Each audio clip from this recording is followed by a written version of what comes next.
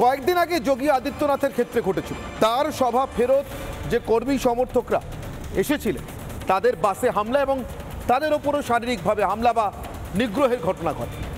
আর তার ঠিক পরেই গতকাল প্রধানমন্ত্রী নরেন্দ্র মোদীর সভা থেকে বাড়ি ফেরার পথে বীরভূমে আবারও আক্রান্ত হলেন প্রধানমন্ত্রীর সভায় অংশ নিতে আসা বা প্রধানমন্ত্রীর সভা দেখতে আসা বিজেপির কর্মী সমর্থক।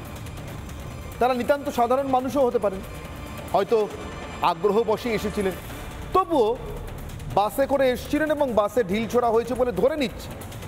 সাধারণভাবে আমাদের এই বাংলায় বাসে বা গাড়িতে যারা আসেন তারা নিতান্ত সমর্থক না হয়ে সাধারণভাবে দলের সংগঠিত সমর্থকই হয়ে থাকে, ফলে ধরে নিচ্ছি তারা বিজেপির সমর্থকই ছিল। কিন্তু তাতেও কি তাদের গাড়িতে বা বাসে হামলা চালানো যায়, হামলা চালানো উচিত? প্রশ্ন উঠছে যোগী আদিত্যনাথের পর প্রধানমন্ত্রী নরেন্দ্র মোদীর সভা ফিরতি মানুষের উপরে এই হামলার কারণটা কি? যদি তারা নিশ্চিতভাবে বিজেপি সমর্থক হন তবুও কারণটা কোথাও কি কোনো হতাশা কাজ করছে? মমতা বন্দ্যোপাধ্যায় যাচ্ছেন, সভার মাঠ পুরো ভরছে না, বলছেন সভার মাঠ বলা শেষ করার আগেই খালি হতে শুরু করছে। প্রধানমন্ত্রী নরেন্দ্র মোদী যাচ্ছেন, সভার মাঠ তো পুরো ভরে থাকছেই, ব্যারিকেড ভাঙছে সভাতে তখনও মানুষ পৌঁছানোর জন্য, সভা ফিরতে হেলিপ্যাডে যাচ্ছেন সেখানেও ভিড় উপচে পড়ছে। এই দুটো ছবি কি আসলে সবথেকে বড় পরিচয়, সবথেকে বড় প্রমাণ কেন বিজেপির সভা ফিরতা মানুষের বাসে বা গাড়িতে বা সরাসরি তাদের উপরে শারীরিকভাবে হামলা হচ্ছে? এর রহস্য কি এখানে লুকিয়ে? একজনের গ্রাফ নামছে, আরেকজনের গ্রাফ উঠছে, আর তাই যে জনতা প্রধানমন্ত্রীর সভায় আসছে অথবা বিজেপির কোনো স্টার ক্যাম্পেনার তারকা প্রচারকের সভায় আসছে তাদের গায়ে হাত উঠছে, তাদের বাসে ঢিল পড়ছে। আসবো আজকের বিতর্কে, তার আগে আজকের বিশেষ প্রতিবেদন। মুখ্যমন্ত্রী মমতা বন্দ্যোপাধ্যায় হাবড়াতে সভা করছেন, সেই সময় প্রচুর মানুষজন সভামঞ্চ ছেড়ে চলে যাচ্ছেন অন্যত্র। আমার ভিডিও জার্নালিস্ট রবি শর্মা সামগ্রিকভাবে গোটা ছবিটা তুলে ধরেছেন। যখন মুখ্যমন্ত্রী জনসভা চলছে তখনই কিন্তু কাতারে কাতারে তৃণমূল কর্মী সমর্থকরা তারা সভা মঞ্চ ছেড়ে চলে যাচ্ছে। দেখতে পাচ্ছি হেলিপ্যাড জুড়ে প্রচুর মানুষের সমাগম এবং প্রত্যেকে কার্যত স্লোগানিং করছেন, পাঁচিল টপকে অনেকে যাওয়ার চেষ্টা করছে যেইখানে মূলত প্রধানমন্ত্রীর বক্তব্য রাখছে। আমি জানি খুব গরম লাগছে, আমি বেশি সময় নেব না মা বোনেরা।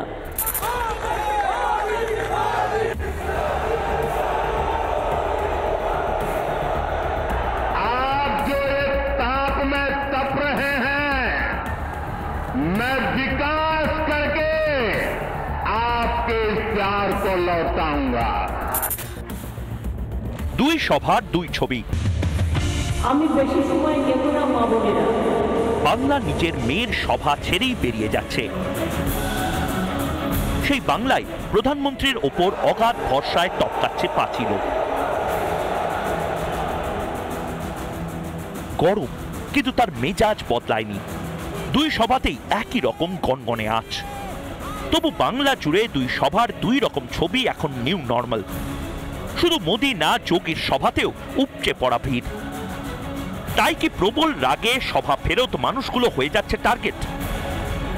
মোদির সভা ফেরত মানুষগুলোর বাসে পড়ল ঢিল, একজনের চোখ তো রীতিমতো ক্ষতিগ্রস্ত।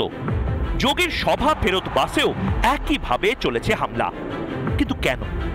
ভয় না হতাশা? উত্তর লুকিয়ে ছবিতেই। যখন মুখ্যমন্ত্রী জনসভা চলছে তখনই কিন্তু কাতারে কাতারে তৃণমূল কর্মী সমর্থকরা তারা সভা মঞ্চ ছেড়ে চলে যাচ্ছে। পাঁচিলের বাইরে পাঁচিল টপকে তারা যাচ্ছেন সভামঞ্চের দিকে, কারণ প্রধানমন্ত্রী বক্তব্য রাখছেন।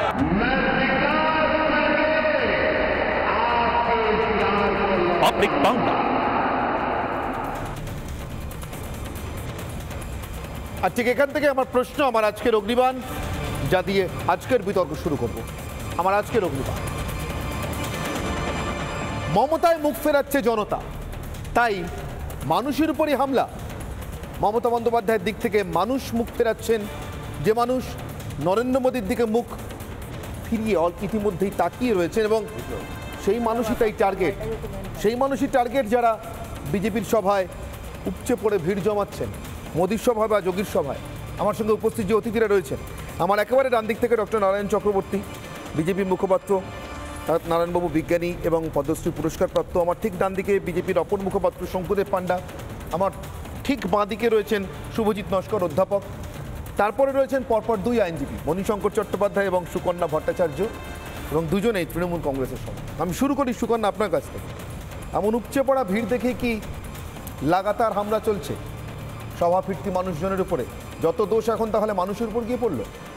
আরে না না, কি বলছেন অনির্বাণদা? আপনি দেখবেন ন্যাশনাল লাইব্রেরি, জানেন নিশ্চয়ই, প্রত্যেকেই আমরা জানি, প্রচুর বই আছে, জ্ঞানী গুণী মানুষরা যান, পড়াশোনা করেন, কিন্তু ভিড় বেশি হয় না। ঠিক উল্টো দিকে একটা জায়গা আছে, বেশ বড় সড়ো জায়গা, প্রচুর মানুষের ভিড় হয়।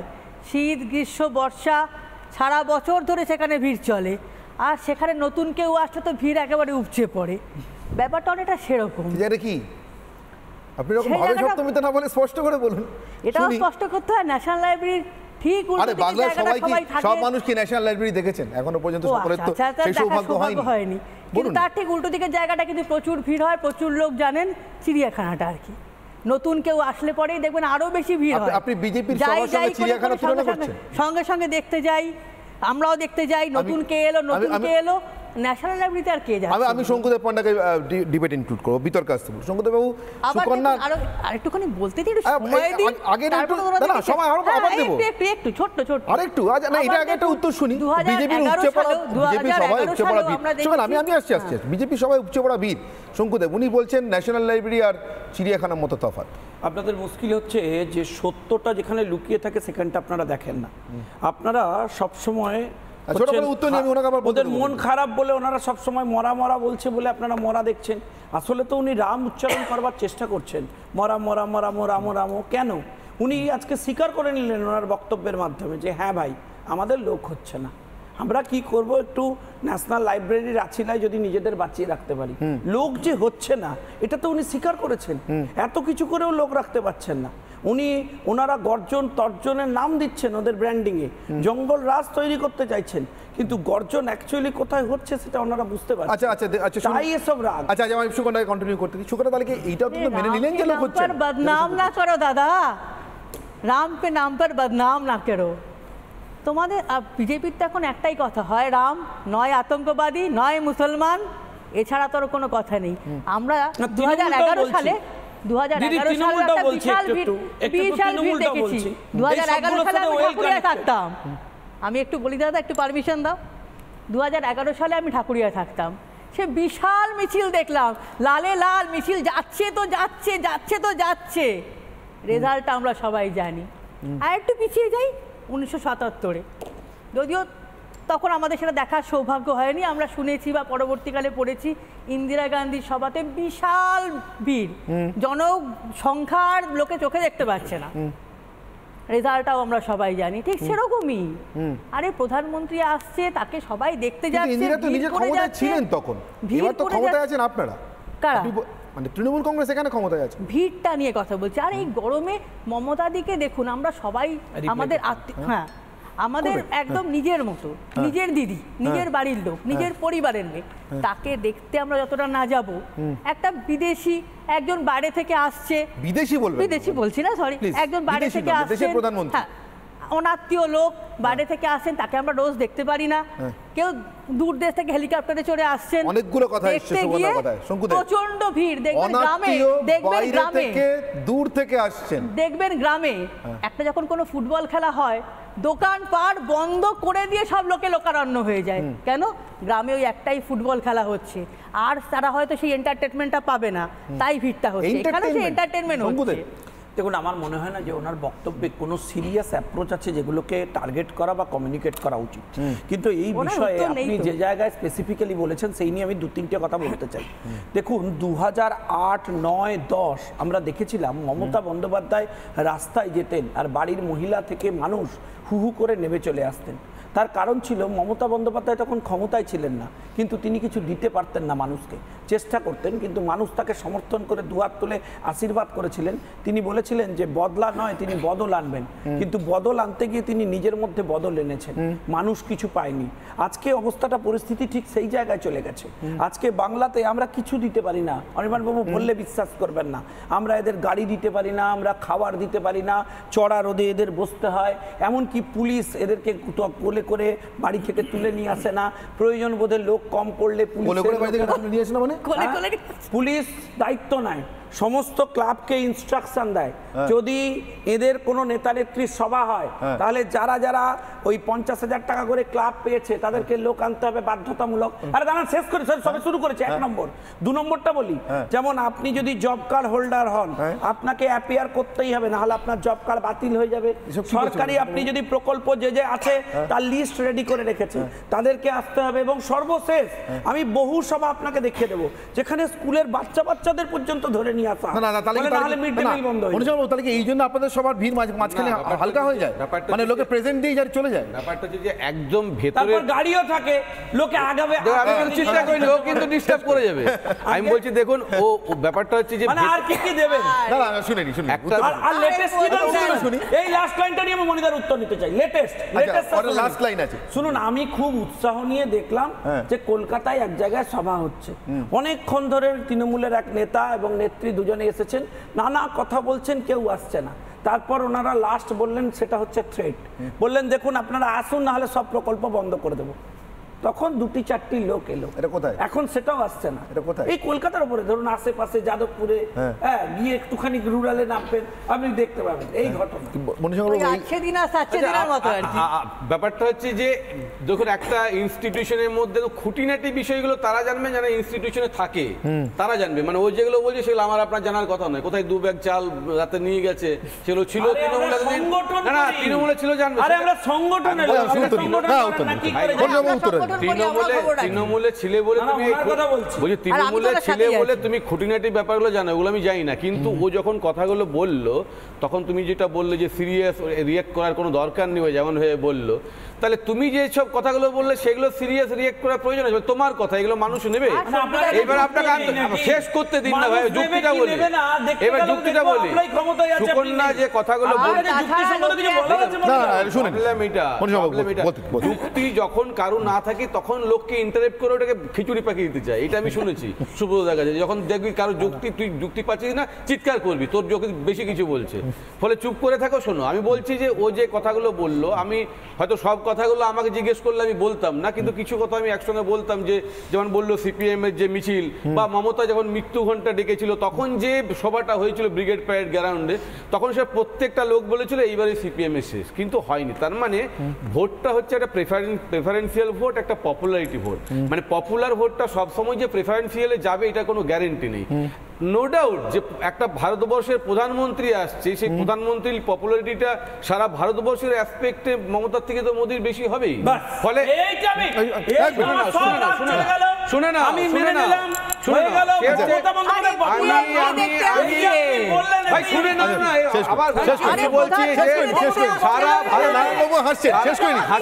ব্যাপার নেই, হাসির কোনো ব্যাপার নেই। শোনে না, শেষ করতে দাও না।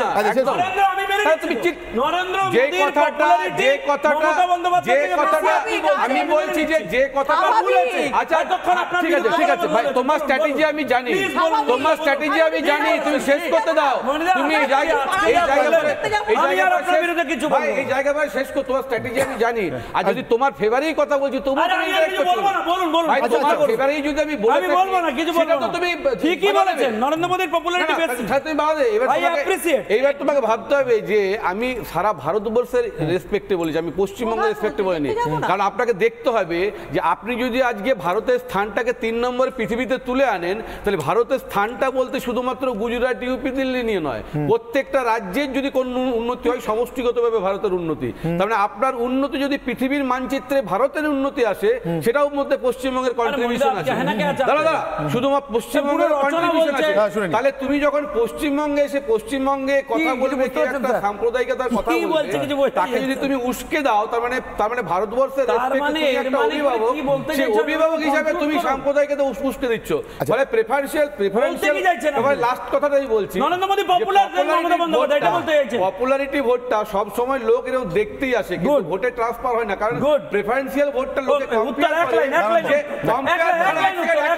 কম্পেয়ার করে একটা লাইন তো শেষ করে দাও না। পপুলারিটি ভোটটা কেন দেয় না, তা দেখবে ও পপুলার, কিন্তু ওকে ভোটটা দিয়ে আমার জীবনযাত্রাটা কেমন হবে, আমি কি পুরোপুরি চেঞ্জ হয়ে যাব, আমার কি ভাষা চেঞ্জ হয়ে যাবে, আমার কি খাদ্য চেঞ্জ হবে, নাকি আমরা মিলেমিশে যেমন আছি সেরকম ভাবে মাছে ভাতে থাকবে।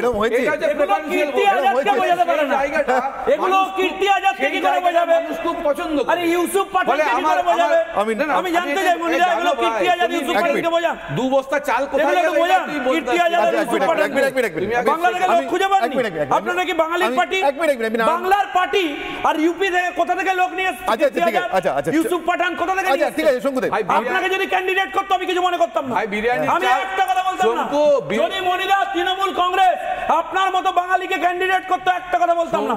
আর সে কোথায়, সে একটা কি বাংলা পক্ষ না, এটা কি কোনটা করার জন্য কোনটা না, ওই পাঞ্জাবি পরে আছে, পুরো বাঙালি, ও পুরো দস্তুর বাঙালি। সুব্রতদার সময় থেকে ওই দল করে, ওকে যদি ক্যান্ডিডেট করতো, আমি বাংলার পার্টি, বাংলার জন্য জয় বাংলা বলে আমি মেনে নিতাম। ওকে ক্যান্ডিডেট করেছে ইউসুফ পাঠান কি বাঙালি নিয়ে এসেছে, ব্যাস এইটাই সুকন্যা বলছিল। আমি বলছি পশ্চিমবঙ্গে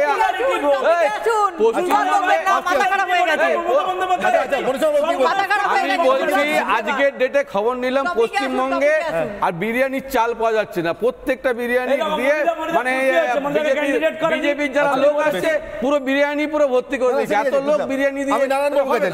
নারায়ণবাবু এটার ব্যাখ্যা কি? মানে এই যোগীর সভা ফেরত মানুষের গাড়িতে হামলা হচ্ছে, নরেন্দ্র মোদী সভা ফেরত মানুষের গাড়িতে হামলা হচ্ছে, এই মানুষগুলো টার্গেট কেন?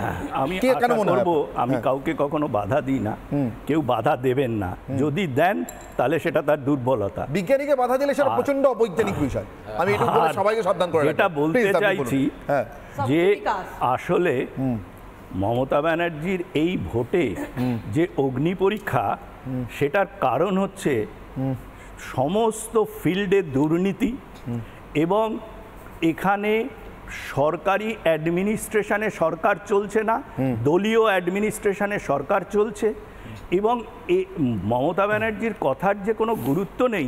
তিনি একদিকে ভারতের প্রধানমন্ত্রী, বিজেপির কেন্দ্রীয় নেতাদের বলছেন বহিরাগত, ওদিকে তিনি বাঙালিদের বঞ্চিত করে কীর্তি আজাদ, ওই আপনার ইউসুফ পাঠান, তারপরে ওই আসানসোলের সেই আপনার শত্রুঘ্ন সিনহাকে, হ্যাঁ, এগুলোকে নমিনেশন দিচ্ছেন। আসলে উনি নিজের দলের বাঙালিদের বিশ্বাস করেন না, এতটা করাপশানে এই সরকার ডুবে আছে সমস্ত জায়গায়। উনি পাগলের প্রলাপের মতো বলে চলেছেন। এই যে কিছুদিন আগে প্রায় 26,000 শিক্ষকের চাকরি গেল, উনি বললেন তোরা চাকরি খেয়েছিস। আমি তুই তুকারির মধ্যে যাচ্ছি না, ওটা যে যার কালচার দেখাবে। হ্যাঁ, কিন্তু আপনি যদি যে কেউ, অনির্বাণ তুমি পড়তে পারো, আমি 282 পাতার জজেদের রায়টা পড়েছি এবং সেখানে আমি যেটা বলতে চাই, এইরকম ভাবে সমস্ত দিকে উনি কর্নার্ড হয়ে গেছেন। ওনার দলীয় অ্যাডমিনিস্ট্রেশনের সুযোগ নিয়ে যে চুরি, সেগুলো এক্সপোজড হয়ে যাওয়ার জন্য উনি ইনসিকিউরিটিতে ভুগছেন এবং এই ইনসিকিউরিটিতে ভোগার জন্য পশ্চিমবঙ্গে যাদের খানিকটা হলেও বেশ আছে তার দলীয় লোক, তাদেরকে না দিয়ে কিছু ফিল্ম আর্টিস্ট, কিছু বাইরের লোক, তাদেরকে এনে উনি প্রার্থী করছেন, যাদের সেটা উনি কন্ট্রোল করতে পারেন। আরেকটা কথা আমি বলি যে ওনার মানে ব্যাপারটা কোথায়, এখানে একটু আগে বলা হলো যে ওই মোদির সভায় যে ভিড় হচ্ছে সেটা দেখে পপুলারিটি ওইভাবে ভোটের মাপা যায় না, কিন্তু লাস্ট যে 21শে জুলাই যে ভিড় হয়েছিল সেটায় মমতা ব্যানার্জি থেকে তৃণমূলের বড় মেজো সেজো সবাই বলছিল এত ভিড়, আমাদের এত সমর্থন। এই সমর্থনের ব্যাপারগুলো কিন্তু ওদের যখন যেরকম অবস্থা হয় সেই অনুযায়ী চেঞ্জ করে যায় এবং ওদের যে অনিশ্চয়তা। এবং আমি আরেকটা জিনিস বলছি যে আজকে সরকারি এক্সচেকারের যে অবস্থা, তাতে সমস্ত রকম উন্নয়ন বন্ধ হয়ে গেছে এবং তৃণমূলের পার্টির যে শুরু থেকে সেই কাউন্সিলর থেকে ধরে বিভিন্ন লোকে যে পার্টি করে তাতে একটা আমদানির ব্যাপার থাকে। সেই আমদানিটা উন্নয়নের জন্য টাকা দেওয়া যদি বন্ধ হয়ে যায়, সবকিছুই তো ওই 1000 টাকা 1200 টাকায় ওই লক্ষ্মীর ভাতাতে চলে গেছে। সেই জন্য উনি ভয় পাচ্ছেন যে তৃণমূলের ভেতর থেকে কতটা স্যাবোটাজ হবে, এই জন্য উনি ভয় দেখাচ্ছেন যোগীজির এবং মোদিজি। আচ্ছা, দলের ভিতরে অন্তর্ঘাতে ভয় পাচ্ছেন মমতা বলছেন। 30 সেকেন্ড আমি একটা জানতে চাই। প্রথম কথা হচ্ছে যে পশ্চিমবঙ্গে এই যে বাইরের যে লোকেরগুলো কথা বললেন যে ভোটে দাঁড়ানোর কথা, এটা একটা সংবিধানকে আঘাত করা। মানে আমি আপনাকে জানতে চাইবো যে একটা সিস্টেম হয়েছে, পঞ্চায়েতে ভোটে দাঁড়াতে গেলে পঞ্চায়েত এলাকার লোক হতে হবে, মিউনিসিপ্যালিটিতে দাঁড়াতে গেলে সেই এলাকার লোক হতে হবে। প্রধানমন্ত্রী বহিরাগত বলেন লজ্জা করে না? আমি জানতে চাইছি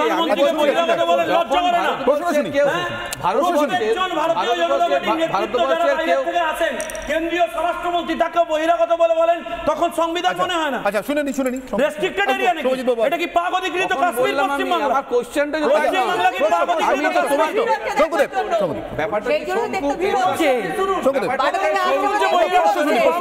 বললাম একবার বহিরাগত, শঙ্কু শুনলো না? আরে কি বলছি শুনুন না, আমি বলছি যে ভোটে কারা কোথায় দাঁড়াতে পারবেন সংবিধান থেকে নিশ্চিত করা হয়েছে। ফলে একজন ভারতবর্ষের নাগরিক পার্লামেন্টে ইলেকশনে যে কোনো জায়গায় ভারতবর্ষে দাঁড়াতে পারে, এটা সংবিধান। সেই জায়গায় দাঁড়িয়ে আপনি সত্যগণ সিনহা, ইউসুফ পাঠান কেন দাঁড়াচ্ছে এখানে, এই প্রশ্ন করাটা মানে সংবিধানকে কিছুটা আঘাত। বাংলার পার্টি বলবেন না? সুকন্যা বললেন কিছুক্ষণ আগে। আরে না না, আপনি বলতে পারেননি, আপনার মাথায় ঢোকেনি। ভাই আপনি আগে ক্লিয়ার করুন। আমি ক্লিয়ার করে দিচ্ছি, আরে ক্লিয়ার করে দিচ্ছি আমি। আরে আমি ক্লিয়ার করে দিচ্ছি, আপনি কথা না ক্লিয়ার করে বলবেন, আপনি কথাটা শুনবেন তো? হ্যাঁ আমি বলেছি, আপনি দাঁড়ান। আমি উত্তরটা দিইনি ওনাকে, উনি আমাকে প্রশ্নটা তুলেছেন। ওটা মোটেই অসাংবিধানিক নয়, কিন্তু শুধু অসাংবিধানিকই নয়, সেটা একটা কালচারের প্রশ্ন যে প্রধানমন্ত্রীকে একজন মুখ্যমন্ত্রী বলেন আমি দড়ি দিয়ে বেঁধে নিয়ে আসবো। না, আমার উত্তরটা তা নয়। আপনাদের আমার প্রশ্নটা তা নয়। শুনুন, আপনার প্রশ্নটারই জবাব দিচ্ছি। তৃণমূলের নেত্রী একটা সংবিধান মানে সুপার নিউমারারি পোস্টকে আমাদের সংবিধানের তৃণমূল মানে না বলে আপনিও মানবেন না। ধারাকে সরাসরি সুপার নিউমারারি পোস্টে মানে আপনি বেআইনিভাবে ওখানে ইনকর্পোরেট করা হয়েছে, তার জন্য স্ট্রিকচার দেওয়া হয়েছে। সুকন্যা নরেন্দ্র মোদীকে আপনারা সংবিধান মানেন তো? তৃণমূল নেত্রী সুপ্রিমো সহ আপনাদের একটা লোক কোনোদিন বলেছে যে পশ্চিমবঙ্গের উনি মুখ্যমন্ত্রী, এই দলটা পশ্চিমবঙ্গে, ওরা বলেন বাংলা, জয় বাংলা, জয় বাংলা একটা বিদেশি রাষ্ট্র। বাংলা বাংলা বলবেন না, পশ্চিমবঙ্গ। তার কারণ আপনারা জেহাদি মনোবৃত্তিতে গ্রেটার বাংলা করতে চাইছেন। আপনারা তো শাহজাহানের স্পন্সর, আপনারা তো শাহজাহানের স্পন্সর। এবং যদি নরেন্দ্র মোদী এবং যোগী আদিত্যনাথকে আপনি এমনটা বলছিলেন বহিরাগত বলে মানুষ, বহিরাগত আসছেন বলে মানুষ দেখতে যায় না, তাই যদি হয় তাহলে একই কথা। এরকম দুজন বিখ্যাত ক্রিকেটার কীর্তি আজাদ আর ইউসুফ পাঠান দেখতে যাচ্ছেন না কেন মানুষ? শুনুন, ভিড় হচ্ছে না কেন? উইথ ডিউ রেসপেক্ট, আমরা যদি দেখি কোনো একটা প্রোগ্রামে সৌমিত্র, এখন ধরুন আমাদের এখানে যে আর্টিস্টরা আছেন, ধরুন চিরঞ্জিত, উনি গেলেন সেই প্রোগ্রামে, পাশের একটা স্টেজে অমিতাভ বচ্চন এলেন, আপনি কোথায় যাবেন?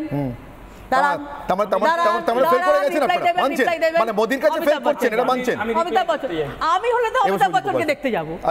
আমি যদি দেখি আমার বাড়ির পাশে প্রধানমন্ত্রী এসছেন, আমি ওনাকে দেখতে যাব, অবশ্যই দেখতে যাবো। দাঁড়ান, একটু বলতে দিন, তারপর ওনাদের দিয়ে শেষ করবেন। এখানে তো আপনারা 4 জন আছেন, আমরা নয় 2 জন। কি 4 জন? এখন লোকজন যাচ্ছে কেন জানেন তো অনির্বাণ বাবু? লোকজন যাচ্ছে, একজন প্রতিশ্রুতি দিয়েছিল সবকো সাথ সবকো বিকাশ, সেটা হলো না কেন? কে প্রতিশ্রুতি দিয়েছিল, লোকে ভিড় করে তার জন্য দেখতে একটা পাঁচিল যাচ্ছে। টপকে দেখতে আরে যায়। বলতেই দিচ্ছে না, লোকজন দেখতে যাচ্ছে, লোকজন দেখতে যাচ্ছে। আরে আমাদের অ্যাকাউন্টে একজন বলেছিল 15 লাখ টাকা করে আসবে, এটা একদম মিথ্যে এলো না কথা, কেন? এটা একদম মিথ্যে কথা। আমি দায়িত্ব আপনার নিয়ে সবাই তো বলছি, কিছু তিনি বলেননি। আপনার তিনি সবাই তো বলেন, কিছু বলেননি। আপনি দেখান, হ্যাঁ, আপনি আমি ভিডিও আপনাকে দেখিয়ে দেখান। দেবো। এটা আমি মিথ্যা আপনাকে প্রচার, দেখিয়ে দেবো। মমতা ব্যানার্জির না, না, মিথ্যা ওটা- প্রচার। তাহলে এতদিন উনি ধরে যেটা আপনার মারামারি বলেছেন, করছেন না কেন? অন্য তাহলে জিনিস। দাঁড়ান, বলতে দেবে, বলতে দেবে, বলতে দেবে। না বলতে দিচ্ছেন না।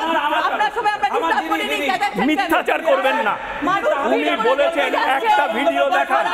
লোকে যাচ্ছে যে অন্য বলেছিল মোদি, সেই চাকরিটা কেন দেওয়া হলো না? তাই মানুষ ভিড় করে দেখতে যাচ্ছে।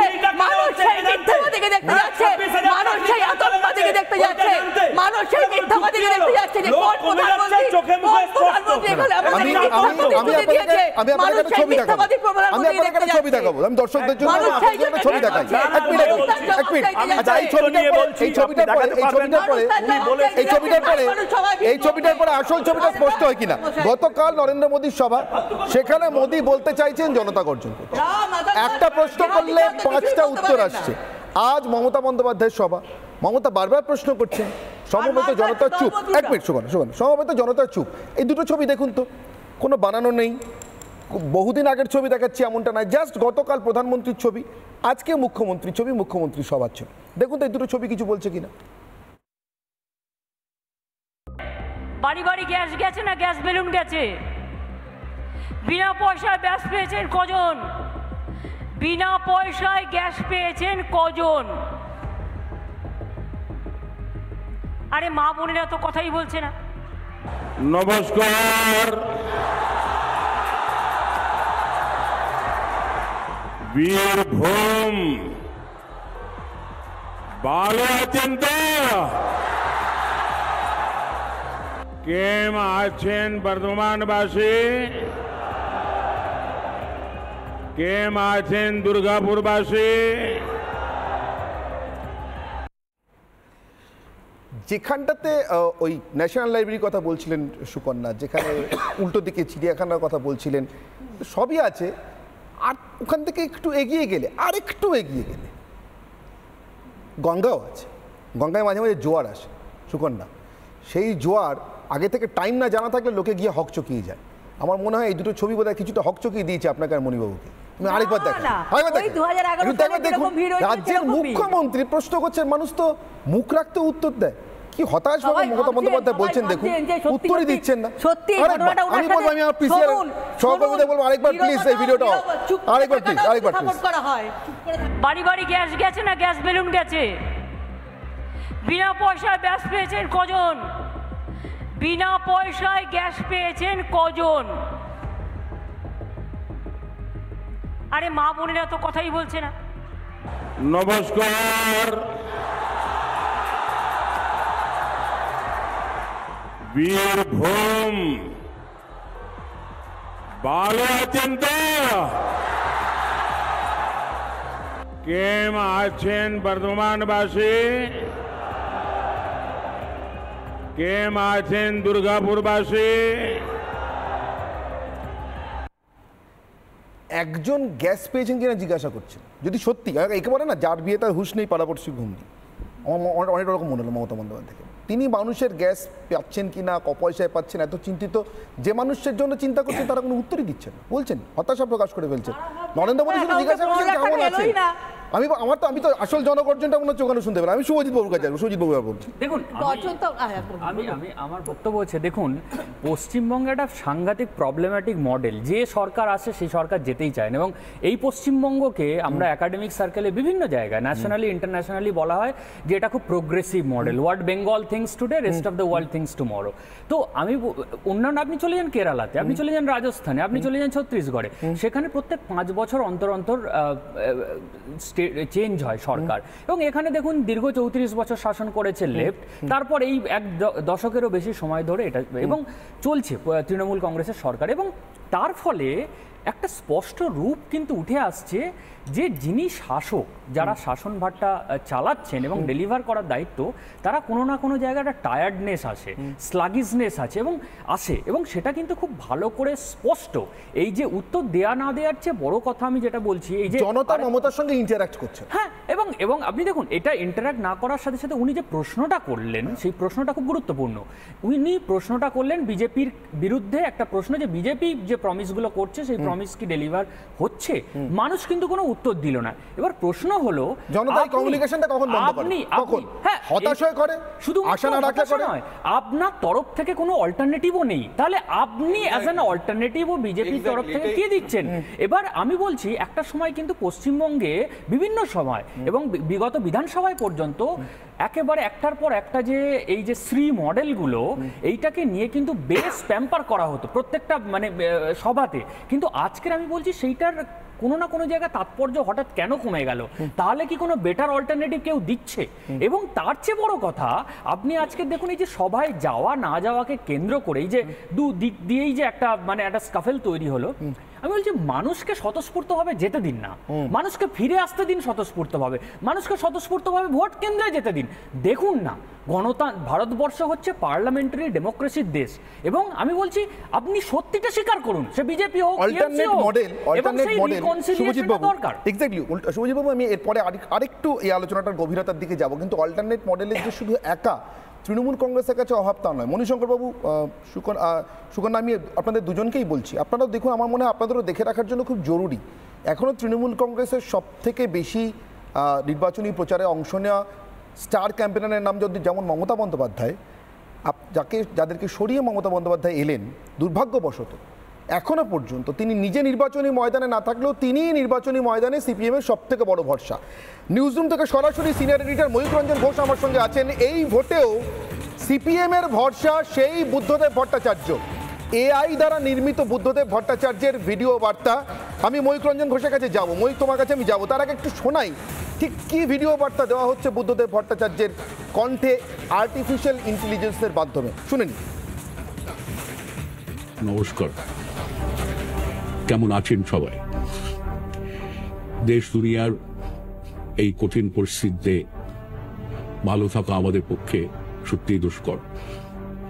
কি ঘটে যাচ্ছে পশ্চিমবাংলায়? সন্দেশখালিতে যে অন্যায় করেছে তৃণমূল, তার কোনো ক্ষমা নেই। রাজ্যে কর্মসংস্থান নেই, মহিলাদের সম্মান নেই, দুর্নীতির আখড়া হয়ে যাচ্ছে রাজ্যটা। আমরা রাজ্যটাকে সুন্দর করে সাজিয়ে তুলছিলাম, আমরা বলেছিলাম শিল্প হবে, কৃষির উন্নতি হবে, ছোট ছোট ছেলে মেয়েদের চাকরি হবে। ওদিকে কেন্দ্রে ক্ষমতা দখল করে বসে আছে দাঙ্গাবাজ বিজেপি, দুর্নীতিগ্রস্ত বিজেপি। নোটবন্দি করল, কর্পোরেটদের যথেচ্ছ তোষণ, এখন ইলেকট্রাল বন্ডের মতো দুর্নীতি। দাম বাড়ছে নিত্য প্রয়োজনীয় জিনিসের, ঢুকছে অর্থনীতি। প্রতিদিন সাম্প্রদায়িক ঘৃণা ছড়াচ্ছে বিজেপি। আরো শেষ, মনে রাখবেন তৃণমূলের আমলেই কিন্তু বাংলায় বিজেপির বারবারন্ত। কে এই নরেন্দ্র মোদী, কে এই মমতা ব্যানার্জি? আমাদের দেশকে, রাজ্যকে ধ্বংস করার সুযোগ ওদের দেবেন না। বুদ্ধদেব ভট্টাচার্য এক সময় সরাসরি গো ব্যাক, ম্যাকনামারা এবং তারপরেই একেবারে কম্পিউটার সিস্টেম সহ এইচএসবিসি ব্যাংককে পশ্চিমবঙ্গ থেকে বিদায় করা সিপিআইএমের ভরসা এখন আর্টিফিশিয়াল ইন্টেলিজেন্স, তথ্য প্রযুক্তি, এবং তার মাধ্যমে সেই বুদ্ধদেব ভট্টাচার্যকে প্রচারের ময়দানে আনা, যিনি শারীরিক সামর্থ্যের কারণেই, সেখানে সত্যি সমালোচনা কোনো জায়গা নেই, তিনি সরাসরি নির্বাচনী ময়দানে থাকতে পারেন না। কিন্তু এই যে এত তরুণ রক্তের কথা শুনলাম, এই যে এত তরুণ তুর্কিদের কথা শুনলাম, তাহলে তারাও কি অল্টারনেট নন, বিকল্প নন? একা মমতা বন্দ্যোপাধ্যায় নয়। ময়ূর রঞ্জন ঘোষ, আমি জিজ্ঞাসা করব ময়ূর তোমাকে, একা মমতা বন্দ্যোপাধ্যায় নন, নরেন্দ্র মোদী এবং যোগী আদিত্যনাথদের মোকাবিলা সিপিএম বা বামপন্থীরাও করে উঠতে পারছেন না। নিয়ে আসতে হচ্ছে বুদ্ধদেব ভট্টাচার্যকে সেই ক্লিশে প্রথম যে শব্দটা বুদ্ধদেব ভট্টাচার্য ভিডিওয়ে বিজেপির বিরুদ্ধে ব্যবহার করলেন, আমি শুনলাম কান খুলে, প্রথম শব্দটা দাঙ্গাবাজ। গত 10 বছরে বিজেপি শাসিত একটি রাজ্য ভারতবর্ষে একটি দাঙ্গার ঘটনাও ঘটেনি। আমার ক্লিশে লাগছিল শুনতে ময়ূর, কিন্তু কেন বুদ্ধদেব ভট্টাচার্যকে কেন ব্যবহার? দেখো অনির্বাণ, ট্র্যাকশন বা ডিজিটাল ট্র্যাকশনের ক্ষেত্রে দাঁড়িয়ে আমরা এখন কথা বলি। আমি যেখানে দাঁড়িয়ে রয়েছি নিউ টাউনে, তুমি যেখানে তোমার স্টুডিও থেকে কাজ করছো, সেই নিউ টাউন বা রাজারহাটে একটা সময় ডিজিটাল হাব তৈরি করার স্বপ্ন বুদ্ধদেব ভট্টাচার্য দেখেছিলেন। আবার ঘটনাক্রমেই একটা সময় তার পূর্বসূরীরা কম্পিউটার এই বাংলাতে আটকে দিয়েছিলেন এবং বলেছিলেন যে কম্পিউটার অনেক কাজ বন্ধ করে দেবে। কিন্তু আমার এই মোবাইলে এই মুহূর্তে যে ট্র্যাকশনটা, ডিজিটাল ট্র্যাকশন মিটার রয়েছে, সেখানে দেখতে পাচ্ছি মাত্র 30 মিনিট হয়েছে এই যে ভিডিও, সেই ভিডিওটি পোস্ট হয়েছে সিপিআইএম ওয়েস্ট বেঙ্গলের পেজ থেকে এবং প্রায় 900টি শেয়ার হয়েছে। 1,500 মানুষ ইতিমধ্যে এটাকে রিয়্যাক্ট করেছেন এবং প্রায় 15,000 মানুষ দেখে ফেলেছেন। অর্থাৎ বুদ্ধদেব ভট্টাচার্য এখনও কিন্তু তৃণমূল, মাফ করবেন, সিপিআইএমের জন্য স্টার ক্যাম্পেনার, যেমনটা তুমি বলছিলে। কিন্তু তারপরেও অনেকগুলো প্রশ্ন থেকে গেল যে এই যে এআই জেনারেটেড যে বুদ্ধদেব ভট্টাচার্যকে মাঠে নামানো এবং বুদ্ধদেব ভট্টাচার্য যে লাইনগুলো বললেন, আসলে সেই লাইনগুলো তার সম্মতিক্রমেই এআই জেনারেটেড এই গোটা ভিডিওটি, এই প্রচারটি অত্যন্ত চটকদার এবং তার পাশাপাশি চমকপ্রদ যে প্রচার মাধ্যম হিসাবে ব্যবহার করা হচ্ছে, সেইটা আসলে কি বুদ্ধদেব ভট্টাচার্য তার অ্যাকচুয়ালি আমরা জানি যে উনি একেবারে অসুস্থ, তার নিজের সম্মতি থাকলেও এভাবেই কি বুদ্ধদেব ভট্টাচার্য সন্দেশখালীকে এবং তার পাশাপাশি ইলেকটোরাল বন্ডকে একই সাথে বলতেন বা ব্যালেন্স করে এভাবেই সত্যি যদি রিপাবলিক বাংলা ইন্টারভিউ নিতে পারে আজও, তিনি কি সত্যি এভাবে ব্যালেন্স করে কথাগুলো বলবেন? ময়ূক, এক্স্যাক্টলি এখানেই আমার প্রশ্ন। ময়ূক, আমি কিছুক্ষণ আগে একটা ভিডিও দেখাচ্ছিলাম, মমতা বন্দ্যোপাধ্যায় জিজ্ঞাসা করছেন সমবেত জনতাকে, আজকে গ্যাসের দাম বেড়েছে, কত টাকায় গ্যাস কিনছেন? মহিলারা নিরুত্তর, একেবারে সামনের সারিতে বসে থাকা। হতাশায় বলে ফেললেন মমতা বন্দ্যোপাধ্যায়, মা বোনেরা তো কথাই বলছেন না। নরেন্দ্র মোদী জিজ্ঞাসা করছেন কেমন আছেন সবাই, জনগর্জন ফেটে পড়ছে। আমি কেন বলছি ময়ূক, বুদ্ধদেব ভট্টাচার্যের এই ভিডিওর প্রথম বাক্যটি ছিল কেমন আছেন আপনারা। মজা হলো বা দুঃখেরও কিছুটা সিপিআইএমের জন্য, কেমন আছি এটা জানার জন্য, এটা জানানোর জন্য বুদ্ধদেব ভট্টাচার্যের সঙ্গে পশ্চিমবঙ্গের মানুষের, যে কোনো মানুষের সরাসরি কমিউনিকেশনের কোনো উপায়ই নেই। একজন প্রশ্ন করছেন, জনতা কমিউনিকেট করতে চাইছে না, আরেকজন কথা বলছেন আর্টিফিশিয়াল ইন্টেলিজেন্সের মাধ্যমে, তার সঙ্গে জনতার কমিউনিকেশনের কোনো সুযোগই নেই। আমার এখানেই প্রশ্ন ময়ূক, এই কারণেই কি মোদি এবং যোগীর সভা ফেরত মানুষের উপরে হামলা হচ্ছে? আমি এটা নিয়েই তো এখন বিতর্ক করছি ময়ূক। একদমই অনির্বাণ, এবং সেই বিতর্ক তুমি আরও এগিয়ে নিয়ে যাবে, কিন্তু তার মাঝে আমি আরও কয়েকটা জাস্ট পয়েন্ট দিয়ে দিই। এই যে বুদ্ধদেব ভট্টাচার্যের ভিডিও সম্পর্কে তুমি বলছিলে, সেই ভিডিওটি ইতিমধ্যে আমরা সিপিআইএম ওয়েস্ট বেঙ্গলের যে ডিজিটাল টিম তাদের সাথে যোগাযোগ করার চেষ্টা করছি। সিপিআইএম কিন্তু ফেসবুক বা সোশ্যাল মিডিয়াতে বিপুলভাবে রয়েছে, কিন্তু বাম কর্মীদেরকে সেই প্রশ্নটাই বারে বারে করতে ইচ্ছা করছে। বুদ্ধদেব ভট্টাচার্যর এআই জেনারেটেড যে ভিডিও, সেই ভিডিও নামিয়েও আসলে কি গ্রামে গ্রামে, আসলে কি সাবডিভিশনে পৌঁছে যেতে পারছে সিপিআইএম? সত্যি কি মাস কানেক্টটা আজও আছে সিপিআইএম এর, না একেবারে শূন্য? অনির্বাণ, একদম, এবং সেটাই সব থেকে জরুরি প্রশ্ন। অনেক ধন্যবাদ ময়ূক, তোমার মাধ্যমে সারা পশ্চিমবঙ্গের মানুষকে, এবং এখন তো এই মাধ্যম গোটা বিশ্বের প্রসারিত, সবাইকে দেখাতে পারলাম বুদ্ধদেব ভট্টাচার্য এই ভোটেও সিপিআইএমের সব থেকে বড় স্টার ক্যাম্পেনার। এত নতুন মুখ, আমি কাউকে আলাদা করে ছোট বা বড় করছি না, কিন্তু এত নতুন মুখ, এত নতুন রক্ত, এত তরুণ তুর্কিদের কথা শুনলাম। শেষমেশ 2 দফার পর 3য় দফার আগেই বুদ্ধদেব ভট্টাচার্যকে ময়দানে নামাতে হলো সিপিআইএমকে। আমি একটা কথা বলবো, মানে আমি বলছি যে আমার খুব খারাপ লাগছে, বুদ্ধদেব ভট্টাচার্য আমাদের সবারই কাছে একজন শ্রদ্ধেয় ব্যক্তি, মানে ওনাকে এইভাবে দেখানো, দেখুন সৃষ্টি করা তো সহজ, ইমপ্লিমেন্টেশনটা কিভাবে হচ্ছে সেটা খুব গুরুত্বপূর্ণ বিষয়। আপনি কিভাবে ইমপ্লিমেন্ট করছে, এটা আমার খুব খারাপ লাগলো, 1। আর 2 হচ্ছে যে ফার্স্ট বয় মানে ফেল করে গেছে একজন, তার মানে অটোমেটিক্যালি আমি ফার্স্ট বয় হয়ে যাবো না, যেটা উনি বলছিলেন। ফলে ফার্স্ট বয় হতে গেলে ফার্স্ট বয়ে ক্যালিভার লাগে। বিজেপি যতই বলুক, তৃণমূল যদি কোনো দুষ্কর্ম করেও থাকে বা দুর্নীতি করে থাকে, কিন্তু বিজেপি করেনি, এইটা তাকে প্রমাণ করতে হবে, তবেই তিনি দাবি করতে পারবেন যে আমি এই পশ্চিমবঙ্গ থেকে ভোট নেব। সেইটা বিজেপির কাছে এখনো আসেনি, মানুষের বিশ্বাসযোগ্যতা। শঙ্কুদেব 10 সেকেন্ড। আচ্ছা, প্রথমেই বুদ্ধদেব বাবুর আরও সুস্থ জীবন দীর্ঘায়ু কামনা করে তিনি আমাদের মধ্যে আছেন এখনও, এবং তাকে আমরা সিনিয়র পলিটিশিয়ান হিসেবে শ্রদ্ধা করি।